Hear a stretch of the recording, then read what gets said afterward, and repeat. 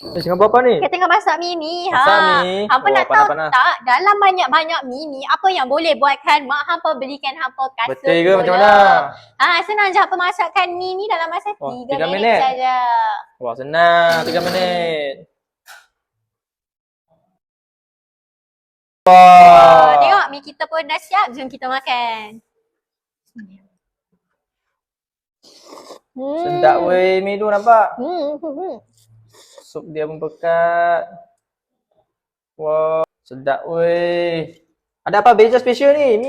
Special dia, kami menggunakan bahan-bahan natural ingredient yang macam ni tau. Wow, banyaknya. Macam tu kena masak lama kan? Selalu hampa nak masak mi kari ambil masa dalam 1 ke 3 jam kan? Betul-betul. Tapi pada tak payah berjam duduk dalam dapur tu sebab kita akan bagi hampa paste sejati yang macam ni tau. Wow, senang lah macam ni. Tak pakai powder ke? Kami tak guna powder. Wow.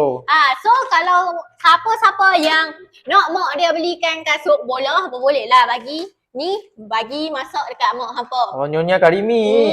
Lepas tu nak beli ke mana? Hampa boleh dapatkan kita punya Nyonya 336 Karimi ni dekat dalam kita punya beg kuning. Wah, beg kuning dah ada. Wah, nak. Untuk masa sekarang kita tengah bagi harga trial pack untuk 100 orang yang terawal. Boleh. Beli sekarang. Cepat.